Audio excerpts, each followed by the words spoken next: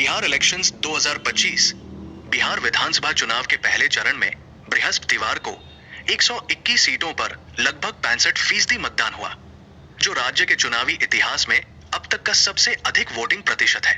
ये रिकॉर्ड मतदान जनता के बढ़े हुए उत्साह और परिवर्तन की संभावनाओं की ओर इशारा करता है। इस बार का चुनाव न सिर्फ राजनीतिक दलों की साख का इम्तिहान है, बल्कि सुशासन बनाम सबको नौकरी के दो बड़े नैरेटिव के बीच सीधा मुकाबला भी बन गया है। एक ओर मुख्यमंत्री नीतीश कुमार अपनी सरकार के सुशासन, कानून व्यवस्था और विकास के मॉडल को जनता के सामने रख रहे हैं, वहीं दूसरी ओर विपक्ष, खासकर तेजस्वी यादव, युवाओं को नौकरी देने के वादे के साथ मैदान में है। बिहार इलेक्शंस में ऐतिहासिक मतदान तय करेगा सत्ता की दिशा। बिहार विधानसभा चुनाव के पहले चरण में गुरुवार को 121 सीटों पर लगभग 65% मतदाताओं ने अपने मताधिकार का प्रयोग किया। ये राज्य के चुनावी इतिहास में अब तक का सबसे ऊंचा मतदान प्रतिशत 64.66% है।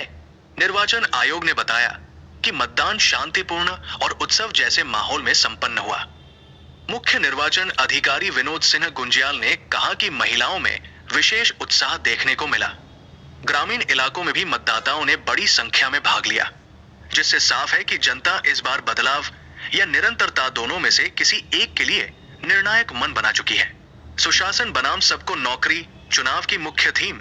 ये चुनाव लगभग 2 दशक से सत्ता में काबिज राजग, एनडीए और विपक्षी इंडिया गठबंधन के बीच सीधी जंग के रूप में देखा जा रहा है। राजग का एजेंडा नीतीश कुमार के नेतृत्व में सुशासन, विकास और हाल की कल्याणकारी योजनाओं पर भरोसा। विपक्ष का एजेंडा तेजस्वी यादव का हर घर रोजगार वादा, महंगाई और बेरोजगारी जैसे मुद्दे। तेजस्वी यादव ने कहा, बिहार की जनता ने भारी मतदान कर महागठबंधन की जीत सुनिश्चित कर दी है। वहीं उप मुख्यमंत्री सम्राट चौधरी ने दावा किया कि राजग 100 से अधिक सीटें जीतने जा रहा है और राजग 2010 के रिकॉर्ड 206 सीटें को पार करेगा। जनसुराज और कांग्रेस ने भी जताया भरोसा। जनसुराज प्रमुख प्रशांत किशोर ने कहा कि अधिक मतदान बदलाव की चाह का संकेत है। उन्होंने कहा कि 14 नवंबर को जब मतगणना होगी, बिहार में नई सरकार बनेगी। कांग्रेस नेता पवन खेड़ा ने भी कहा कि ज्यादा वोटिंग स्पष्ट बहुमत की ओर इशारा करती है। चुनाव 2029 की राजनीति का संकेतक 243 सदस्यीय विधानसभा के ये चुनाव सिर्फ राज्य की सत्ता का ही नहीं, बल्कि 2029 के लोकसभा चुनाव से पहले जनता के मूड का भी संकेत माने जा रहे हैं। ये चुनाव विवादित मतदाता सूची पुनरीक्षण सर के बाद हो रहे हैं, जिस पर विपक्ष ने निर्वाचन आयोग पर धांधली के आरोप लगाए थे। बिहार इलेक्शंस का दूसरा चरण और मतगणना पहले चरण के बाद अब दूसरा और अंतिम चरण 11 नवंबर को होगा, जबकि मतगणना 14 नवंबर को होगी। पहले चरण में 1314 उम्मीदवार मैदान में हैं, जिनमें तेजस्वी यादव, सम्राट चौधरी और विजय कुमार सिन्हा जैसे दिग्गज शामिल हैं। छिटपुट हिंसा, लेकिन माहौल सामान्य मतदान कुल मिलाकर शांतिपूर्ण रहा। हालांकि उप मुख्यमंत्री विजय सिन्हा के वाहन पर हमले की खबर ने हलचल मचाई। निर्वाचन आयोग ने स्थिति पर तुरंत कार्रवाई की और सुरक्षा व्यवस्था सख्त की। मोदी का संदेश, महिलाएं बनी लोकतंत्र की ढाल।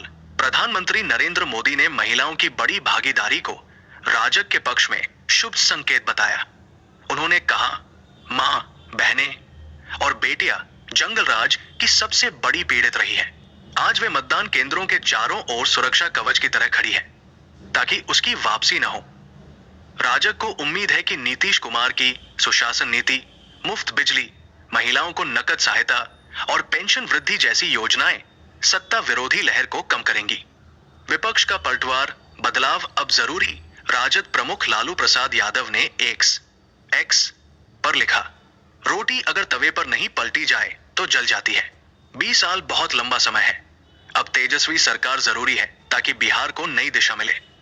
राजद ने यह भी आरोप लगाया कि कुछ इलाकों में जहां विपक्ष मजबूत है, वहां मतदान को जानबूझकर धीमा किया गया। हालांकि आयोग ने इसे तुरंत खारिज कर दिया। बिहार इलेक्शंस में जातीय समीकरण फिर निर्णायक। बिहार की राजनीति में यादव, कुशवाहा, कुर्मी, ब्राह्मण और दलित मतदाता एक बार फिर किंगमेकर की भूमिका में है। कई सीटों पर इन वर्गों की एकजुटता नतीजों की दिशा तय कर सकती है।